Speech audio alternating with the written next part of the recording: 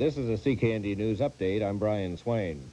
Money market traders were finally given time to breathe yesterday as the exchanges in New York and Toronto regained some stability. But the final figures for the most hectic trading week in history are not good. The Dow Jones average is down about 300 points from a week ago, the TSE over 500 points. The market analysts are predicting the storm is over, at least for the immediate future. Meanwhile, the first lawsuit resulting from what's being called the crash of '87 has been filed. A group of investors from Florida is suing a brokerage firm in Manhattan federal court for $100 million. The investors claim that Bear Stearns and Company panicked during Monday's stock market plunge. As a result, the plaintiffs claim the brokerage house illegally sold their stock from under them.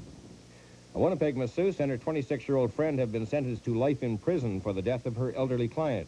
23-year-old Adele Rosemarie Grunke and James Robert Fosty were found guilty of the first-degree murder of 81-year-old Philip Barnett of Winnipeg. The Crown contended the pair killed Barnett so they could inherit his estate.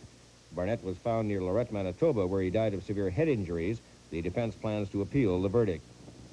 Manitoba foster parents converged on the legislature Friday to rally support for increased government funding.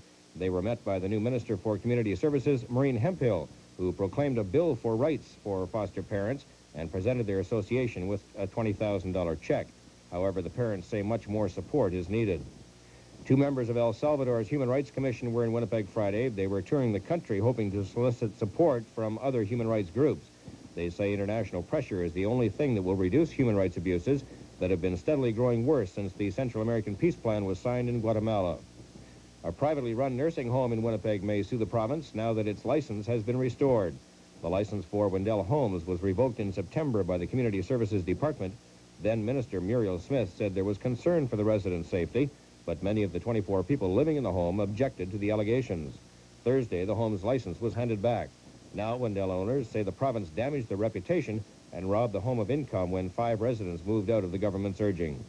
In sports last night in the National Hockey League play, the Winnipeg Jets trimmed the Los Angeles Kings 4-3 at the Winnipeg Arena, while in CFL action, it was Toronto over Saskatchewan 25-3. This has been a CKND News Update.